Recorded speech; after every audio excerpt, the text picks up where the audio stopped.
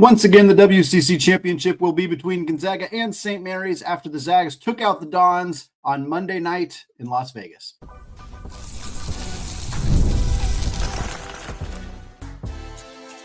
You are Locked On Zags, your daily podcast on the Gonzaga Bulldogs. Part of the Locked On Podcast Network, your team every day. What is going on, y'all? Happy Tuesday, and welcome into the Locked On Zags podcast, part of the Locked On Podcast Network, your team every day. I'm your host and longtime Gonzaga podcaster, Andy Patton, here to bring you news and updates on all things Zag athletics.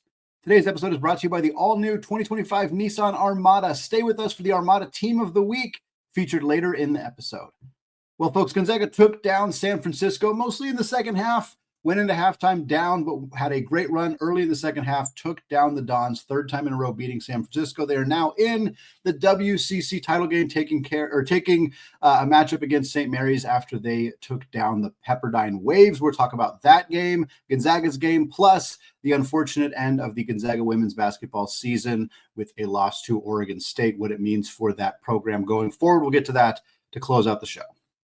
But we start recapping Gonzaga's win last night over the San Francisco Dons. Sans Marcus Williams, who we talked about coming into the game as somebody who is not going to play, most likely not going to play as USF works through some eligibility concerns with him. They're opting to hold him out of caution. It was unfortunate timing for the Dons to not have their arguably best or second best player in these games. They did manage to win their first conference game against Washington State, advanced to play Gonzaga, but not having Marcus Williams hurt this team down the stretch. The Zags able to come out with a win. We'll talk the good, the bad. We'll go quickly through the keys we laid out before the game and how those things are factored into the contest, and then we'll get into the St. Mary's matchup preview after that.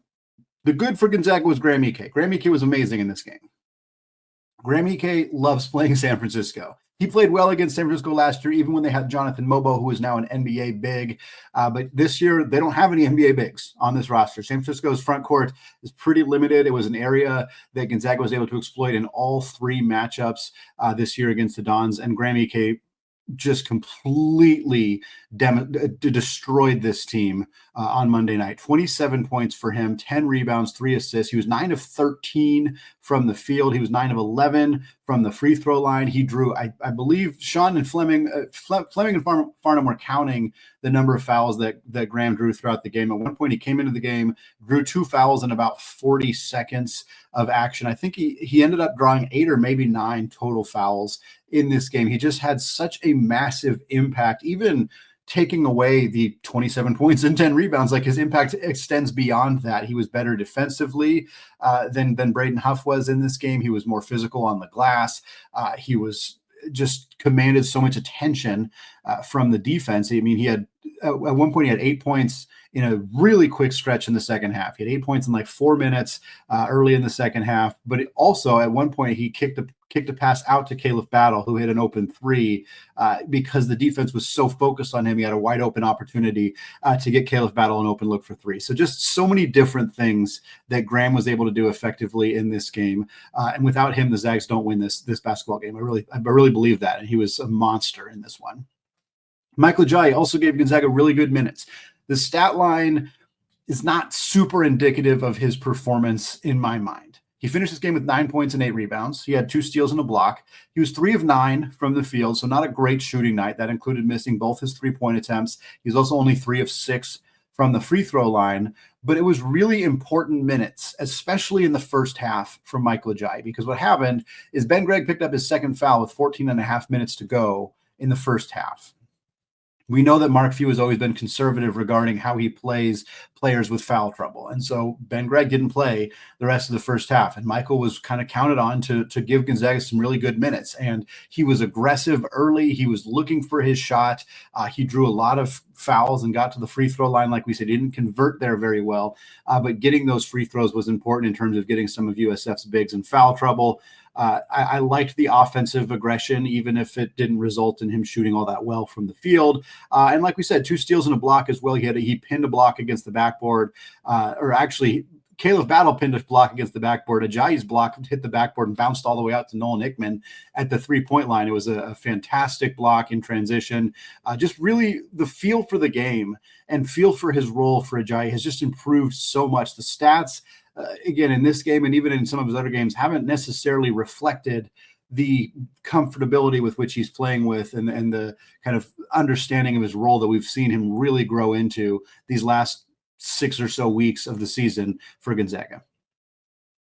Speaking of the steals and blocks for Ajayi, Zags defense forced 5 Dons turnovers in the first 7 minutes of this game. They ended up having 14 total turnovers.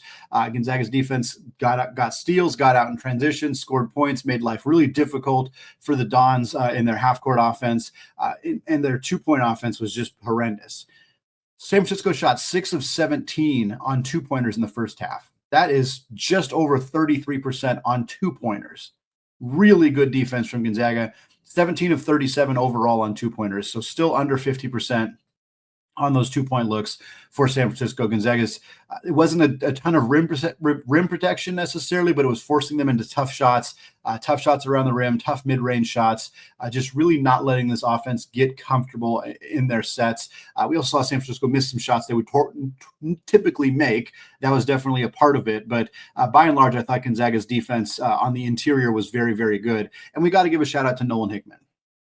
If you watched the broadcast yesterday, you know towards the end of the game, Dave Fleming and Sean Farnham were discussing Nolan Hickman's performance defensively against Ryan Beasley. Fleming even said, hey, Nolan Hickman's my player of the game for Gonzaga. And Farnham said he quipped, I'm going to say Graham Ike. Like, yeah, the answer is Graham Ike. 27 and 10 is a ridiculous performance, and Graham was incredibly impactful defensively. But the fact that Hickman was getting a mention despite scoring 9 points and shooting 2 of 7 from the field is a testament to what he did defensively, specifically against Ryan Beasley, because Gonzaga allowed Ryan Beasley to score 7 points early in this game. He had 29 points against Washington State, and he got hot immediately in this game. He finished the first half with 10 points after he hit a 3 in the final 30 seconds or so, and then he only scored 3 points in the second half, and they came late when this game was already out of hand, because Nolan Hickman just shut him down completely. It was fantastic defensive effort from Nolan Hickman. I'm really glad he got that shout out, because he's been criticized by many folks regarding his defensive efforts, and I've just never understood that. Criticize him for other things. He is not foolproof by any stretch, but he works incredibly hard defensively. He's limited by his size, but against a player like this, who's a very, very good jittery guard who can score and take you off the dribble, Hickman kept him in front of him the entire second half, and it completely stalled out USF's offense and allowed Gonzaga to get a lead and maintain a lead for the rest of the game. The not so good stuff, we mentioned Gonzaga's 2-point defense. The 3-point defense was pretty bad. The Dons shot 8 of 15 from 3 in the first half of this game. 8 of 15. Why they had a 2-point lead at halftime. It's why folks were feeling real queasy at halftime of this game, because it felt a little Santa Clara-esque. They weren't quite that red hot, but 8 of 15 is fantastic. Now, 3 of 10 in the second half for the Dons, so that certainly slowed them down significantly, but still a significant issue for Gonzaga to let a team shoot that well from 3. They were struggling with their switches defensively, giving up open looks to Barry Wong, hit a couple of threes in the first half as Gonzaga's force couldn't really figure out how to defend him out there. Malik Thomas hit some tough threes. We have mentioned Beasley already. But again, to slow them down significantly in the second half was critical for Gonzaga to win this one.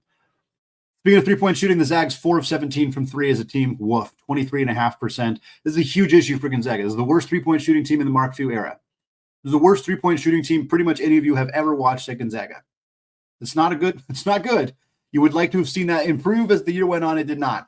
This is a bad 3-point shooting team, and it's going to cost them in March. Very likely going to be a factor in whatever the last game that they played this year. I have a feeling the 3-point shooting is going to be part of that equation for the Zags. 3 of 7 from Khalif Battle. We'll talk about him in a second. 1 of 10 from everybody else. However, the bigs combined to shoot 0 of 5. Innocente was 0 of 2. Just nobody knocking down threes except Khalif Battle in this one. Another not so good thing, we were excited to see if Ismaila Diani could make an impact in this game or in this tournament. He came in, picked up 2 fouls in about 25 seconds in the first half, and then didn't play after that. Not really a big deal. He's a freshman. He's not a key part of the rotation at this point in the season. Nice to try to get him some action in this game, and we're hoping he'd be able to alleviate some pressure on Ike and Huff, but the foul issues are going to be a thing for Diani, and unfortunately he picked up a few quick ones there. We'll go quickly through the keys here. Key number one was to start fast. Nope, Zags did not do that. It was a 10-9 lead at the under 12 media timeout. They didn't lead for most of the first half, but they did get off to a fast start in the second half at least, and that helped them build a lead that they basically kept on to for the rest of the second half. Key number two was to dominate on the glass. 6 rebounding advantage for the Zags, 40-34. They had 3 more offensive rebounds. Definitely a positive factor for the Bulldogs. Key number 3 was to make somebody not named Malik Thomas beat you. Ryan Beasley tried. Ultimately, though, Malik Thomas was San Francisco's leading scorer in this game, 27 points, 8 boards, 4 assists. He was 9 of 18 from the field and 5 of 8 from 3. Gonzaga did a good job shutting down Beasley in the second half. Thomas still got his looks. He got his opportunities. He's a very, very talented player. There wasn't enough outside of Malik Thomas on this USF team. Key number 4 was to punish the Zags down low. Yeah, no problems there for Gonzaga. 18 of their first 30 points came in the paint. Ike and Ejim combined for 19 of their 35 points in the first half. And then, of course, Ike had that quick run in the second half, dominated all second half when he was on the floor in a tremendous performance from him. And then key number 5 was to see a signature Khalif Battle game, and we got that. We mentioned Graham Ike was Gonzaga's best player in this game with 27 points. Khalif Battle had 21. In the pregame, the episode prior to this game, I said, we need a 20-point game from Khalif Battle. We got it. 21 points, 4 boards, 3 steals. He was 5 of 11 from the field, 3 of 7 from 3, 8 of 9 from the free throw line. Did a tremendous job of bending the defense, getting to the rim, drawing contact, getting to the line. Just did what Gonzaga needed him to do. Hit open threes. He had a block in transition, like we mentioned. He got to the free throw line. He converted there. Just everything we needed to see from Khalif Battle, we got. And that was a huge part of Gonzaga's win on Monday. And frankly, leading into this next conversation, it's going to be a big part of the game on Tuesday night against St. Mary's in Las Vegas, because the WCC tournament, once again, as it always is, we always think maybe this is the year. Maybe a team like San Francisco or Santa Clara, or this year, heck, maybe Pepperdine will spoil the party. But nope, Gonzaga, St. Mary's, once again, the Gaels took down the Waves. We'll talk about that and more coming up here in just a second. But first, folks, it is time for the Armada Team of the Week, which is brought to you by our friends at Nissan and the all-new 2025 Nissan Armada. Each week, our Locked On College basketball experts are picking one team that stands apart from top-seeded stars to the unexpected upsets. These guys showcase the strength and sheer power needed to push their team forward. This week's Armada and clear-cut Team of the Week is the Duke Blue Devils. John Shire's team, led by National Player of the Year candidate Cooper Flagg, just ripped through the ACC. They went 19-1. The Blue Devils were plus 434 points in ACC games. That's the largest point differential by a power conference team in league play since Kentucky, folks, in 1953. When it comes to the Nissan Armada, they say go forth and conquer. That is exactly what the Duke Blue Devils have done here. It's clear that our Team of the Week is out here ready to conquer the road ahead with confidence, just like you can in the all-new Nissan Armada or any of Nissan's outstanding vehicles. Take the Nissan Armada, Rogue, or Pathfinder and go find your next big adventure. Shop NissanUSA.com.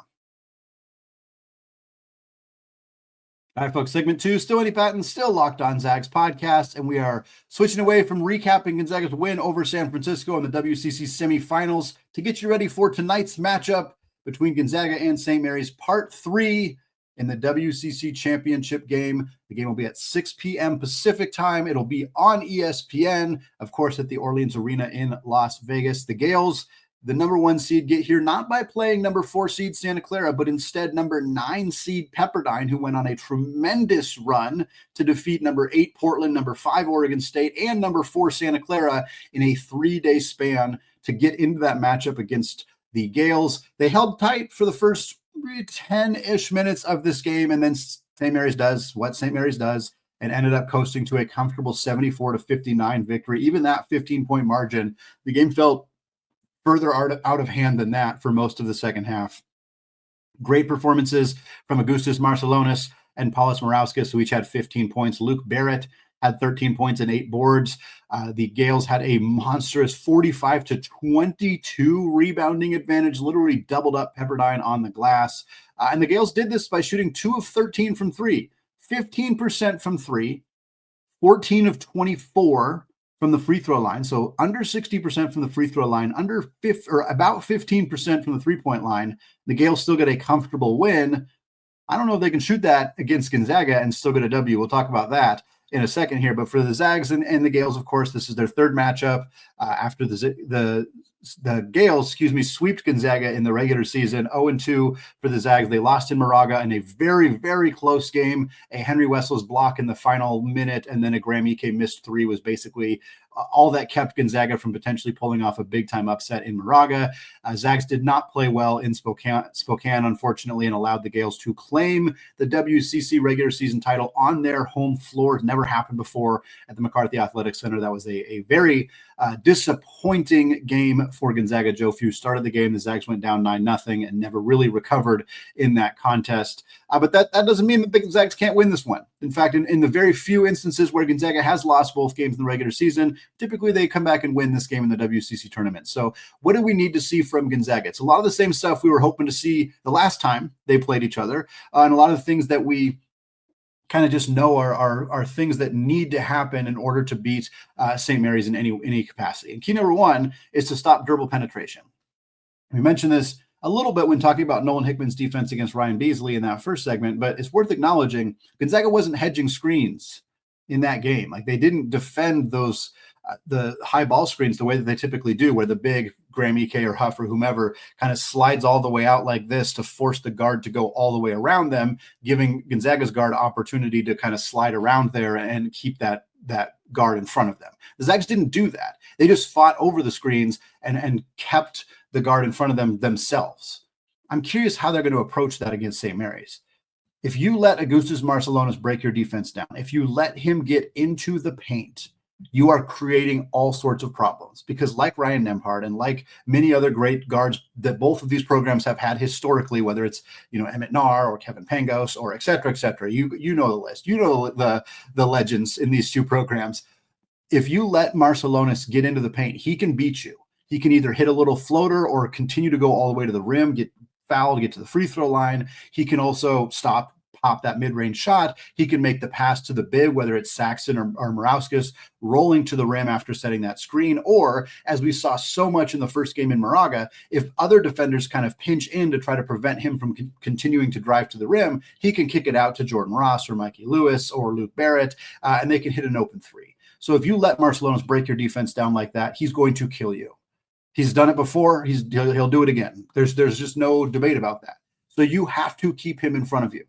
I'm curious if Gonzaga will try to hedge those screens, or if they will do what they did against Ryan Beasley and San Francisco and just kind of fight their way through those screens in order to keep him in front of them. That's a huge factor in this game. Key number two is to crash the glass. You've heard it all, folks. You know the deal. St. Mary's is one of the best rebounding teams in the country. Mitchell Saxon is one of the best offensive rebounds in the entire country. His ability to tip the ball back and get St. Mary's second chance opportunities is vital for this team. Gonzaga has to limit that. They have to fight and claw and scratch and do whatever they can to get defensive rebounds, to not let the Gaels get those second chance opportunities, because this team is so lethal when they can take 27, 28 seconds, miss a shot, get a rebound, and do it all over again. It is brutal. It is devastating. It is it's hard emotionally for Gonzaga. It's hard physically and mentally for Gonzaga to have to play defense for that length of time yet again. This is a critical factor in this game. Key number three for Gonzaga, another big Khalif Battle game. I think he's the biggest X factor. Graham Ike is going to be great. Ryan Nembhard's going to be great. He breaks the defense down. I think three-point shooting is going to be a key too. Spoiler alert, we'll get to that in a second. But in terms of players, Khalif Battle, again, depending on your definition of X factor, in my opinion, it's this simple. Khalif Battle has a good game. I think the Zags win. If Khalif Battle has a bad game, I think the Zags lose. I think it really is that simple. And I think that's probably true of Graham Ike too, and to an extent, Ryan Nembhard, depending what you consider a bad game. Ryan Nembhard can have 5 points and the Zags can win if he has 12 or more assists. But Khalif Battle, we know what a good and bad Khalif Battle game looks like, because the spread is huge. We've seen all the bad ones. We've seen the great ones. If he's closer to that great end, the Zags are going to win this basketball game. And he was great against San Francisco. If he can roll that momentum and have a dominant WCC tournament performance, go out and get 20 points in this game, bend the defense by getting to the rim, forcing Mitchell Saxon to either foul you and then have to end up sitting with foul trouble, or let you score around the rim. Those kind of things are critical for Gonzaga. Love to see Khalif Battle get to the rim. Love to see Khalif Battle hit his open threes, put some pressure on this St. Mary's defense. I think that's a huge factor in this game. Key number 4, hit the outside shots. Again, we already teased that one. Can't just settle for outside shots. We know that. We talked about that extensively before the last time these two teams played. We also talked about it in the regular season finale against San Francisco of this team's going to try to bait you to shoot a bunch of threes. Do not let them do that. It doesn't mean don't pass up three. Like if the defense goes under on the screens and Ryan Nembhard's wide open from 3, I don't want you to not take that necessarily, but don't let them bait you into constantly shooting threes. Work the ball down low, run your offense. But if you got open looks, you got to take them in this game and you got to knock them down. The Zags cannot afford to give away points by missing open 3-point shots. It's been a problem literally all season long. This would be a great time to correct that problem. Have a plus shooting night from 3. If Hickman can get hot, if Battle can get hot, if you can get some contributions from Nembhard or Stromer, Innocente, or somebody else coming off the bench, that is crucial for Gonzaga in this one. And then key number 5, you can't beat yourself. St. Mary's trying hard enough to beat you. Can't beat yourself. Get out of your head. Don't focus on the fact that you've lost this team twice already. Don't focus on the fact that you're on the bubble, even though at this point, even a loss here, Gonzaga's still going to make the tournament. Don't focus on the pressure. Don't compound mistakes. Don't let those emotions run high. No technical fouls, no stupid fouls, no compounding mistakes, again, like committing a turnover and then committing a foul on the other end. We need to see this team look composed. We need to see this team look playing within themselves, disciplined. Like this is not a game to let those emotions overtake you because St. Mary's is going to play within themselves. They're going to play disciplined. They're going to play controlled. There's a lot of heightened emotions in this game. There always is. There always has been for decades. But you have to not let that impact your ability to play well on the floor. Because again, if you have to beat yourself and St. Mary's, you will not succeed. It is critical that everybody's playing together and within themselves in order to win this basketball game against the Gaels. Well, folks, Yvonne Ejim's incredible career very likely came to a close on Monday night. Gonzaga upset loss to Oregon State in the WCC semifinals. We got more on that coming up here in just a second. Download the Leroy app now and from the App Store and start backing Zag athletes the way they deserve with transparency, trust, and real impact. This is the future of college sports. Join it now by downloading Roy and supporting your favorite players. Folks, get ready to bring your favorite Zags to life. VarsityIcons.com delivers the ultimate collection of figures and former Zags. Varsity Icons, the premier sports collectible figure for your Gonzaga Bulldogs. Today, we highlight everybody's favorite, Ben Gregg. Varsity Icons was started by a longtime Gonzaga Bulldogs fan who wanted to create collectible figures of everyone's all-time favorite Zags. The mission of Varsity Icons is to create figures of current and former Zags for everybody to collect and enjoy. And there's no question that Varsity Icons wanted to highlight Ben Gregg to be the first player. He has been a fan favorite since joining Gonzaga back in 2021. Ben exemplifies what it means to be a Gonzaga Bulldog every time he steps on the court. We are excited to create more of your favorite Zags in the future, so stay tuned and order your Varsity Icons Ben Gregg figure today at varsityicons.com. Varsity Icons, where icons live forever. All right, folks, segment 3, still Andy Patton, still Locked On Zags podcast. We are closing out the show. The unfortunate news that while the men's team got themselves a win in the WCC semifinals to advance to the championship, the Gonzaga women's team unfortunately did not. They lost 63-61 to Oregon State in the WCC semifinals on Monday afternoon. We kind of previewed that game, talked about how these two teams split in the regular season. It was a 4-point win for Gonzaga at home, a 4-point loss for Gonzaga in Corvallis. So we knew this was going to be a close game. Oregon State, a team that went to the Elite Eight last year under Scott Ruck.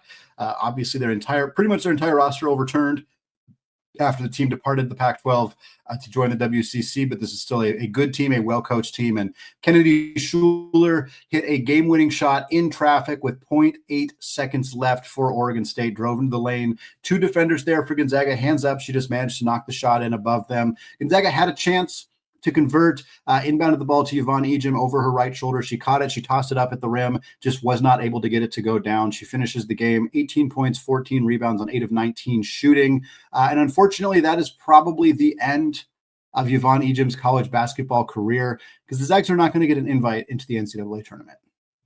So if you've been listening to the third segments throughout the season where we've been kind of giving you updates on the women's basketball team, the Lady Zags got off to a 6-8 start in the regular season. And yes, injuries were a part of that. They did not have Taylor Dalton early in the year. They did not have Bree Sallenbien early in the year. Those 2 players would have been likely would have helped them avoid some of those early season losses that they took, the 3 losses in the Paradise Jam, losses in the non-conference slate to teams that they typically would have beaten. But unfortunately, they didn't have them. And while the committee takes that into account when looking at large bids and considerations, this Gonzaga team's resume is just not there. It's just not there. There's really just not any other way to look at it. You can squint, you can try, but 22-9 overall, 17-3 in the conference. Sure, that's great. Great conference record. They started the season 6-8, like I mentioned. They went 16-1 after that. But the rough start, coupled with the fact that the WCC is very, very weak this year, just does not give them a good enough resume. Their net ranking as of Monday night was 109th. It's just not anywhere close to the at-large conversation. They had 3 quad 3 losses, 3 quad 4 losses. They did not have any quad 1 or quad 2 wins. None. Combined 0-3 in the first 2 quadrants, 6 quad 3, quad 4 losses. It's just not enough. It's just not enough to get it done for Lisa Fortier's team. That is very, very unfortunate for them because it will end the career of one of the most prolific players in Gonzaga basketball history, Yvonne Ejim. Ejim finished the season averaging 20.7 points, 8.7 rebounds, 2.5 assists, 1.2 steals, and 1 block per game. It was her 3rd straight year where she averaged over 16.5 points per game and over 8.5 rebounds per game. She finishes her career the all-time leader in points, rebounds, and field goals made for the women's team. In this game against Oregon State, she passed Drew Timme for the most points, period, that any Gonzaga basketball player has ever scored. Yes, Yvonne did it in 5 years. Sure, fine. That is a caveat that needs to be applied here. She's only a full-time starter for 3 of those 5 years, so it's still an incredibly impressive performance. Again, also leader in rebounds, also leader in field goals made. The only player WCC history to have 2,000 points and 1,000 rebounds. She was the Becky Hammond Mid-Major Player of the Year award winner in 2024 and is a top 5 finalist to win that award again in 2025. She is the only player to ever be nominated for that award 3 times, and she would become the first player to win it twice if she were awarded that award later this month, or I think in early April, actually. She's a 2-time WCC Player of the Year, 2-time WCC Defensive Player of the Year. She was WCC 6th Woman of the Year. She's a finalist for the Katarina McLean Award as the best power forward in the country. Any accolade you could think of, Yvonne has been in that conversation. Truly one of the greatest to ever do it in a Gonzaga basketball uniform. Also, she was an Olympian. As if we just tossed that in there casually at the end. She was on the senior women's national team to represent Team Canada in the 2024 Olympic Games in Paris, France this summer. She was the 3rd youngest player on that team. Not a significant contributor yet, but certainly somebody that will be a contributor down the line for Canada in the Olympics. Just tremendous, tremendous stuff from Yvonne. Really sad to see this be the end of her career. She chose to come back to Gonzaga after losing her 4 of the other 4 starters around her last year. Brenda Maxwell, the Trunk twins, and Eliza Hollingsworth all graduated. She came back, brought a whole new starting lineup with her, and still led the Zags to a 22-win season, a first-place finish in the WCC. Just a fantastic player, fantastic human. Really sad to see this be the end of her career. Lisa Fortier had some great quotes after the game, very emotional from her, from everybody after that loss for Gonzaga. Not just the final game for Yvonne Ejim, likely the final games as well for Maud Hybens, Taylor Dalton, Bree Salenbien, and Esther Little. All of them were honored on senior night. All of them were players, 3 of them for sure out of eligibility. Bree could potentially come back. We'll talk about that in a second. But everybody else, this is it for them. Maud Hybens finishes her career. She played 95 games in her career, 94 of them at Gonzaga, 1 game at Syracuse as a freshman before transferring to Gonzaga. She made 21 starts, 19 of them came this year, where she finished with 9 points, 7.5 boards, 2 assists in 25 games. She dealt with a concussion that missed part of the season. She was WCC 6th Woman of the Year last year and stepped into a starting role this year and was one of the leading rebounders in the conference. Esther Little was a 4-year player at Gonzaga, 109 career games in Spokane. 26 of them were starts, 22 which came this year after, of course, the Trunk twins' departure. She was not a big-time scorer, 2.5 points per game this year, which was her career high, but she did average about 6 rebounds and 1.7 assists in 27 games, playing about 26.5 minutes per night. Brice Allen-Bien is a kind of a tragic story in Gonzaga basketball history. She had a very good year this year, 17 games. She averaged about 7 points a game, 3 boards, 1.5 assists in her 17 games and about 17 minutes per game. She played 29 games as a freshman back in 2021-22, but then she missed the entire 22-23 season with a knee injury.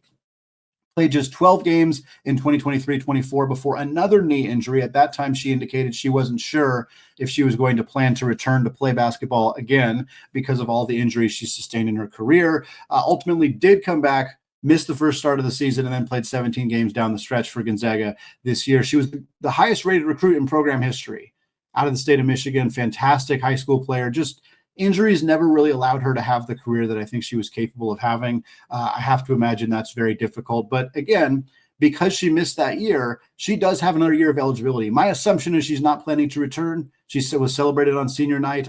I think it seems like she's kind of planning to move on after 4 years spent in Spokane academically, but certainly something to at least keep an eye on, because if she were to return and be healthy, she could have a nice season if she wanted to.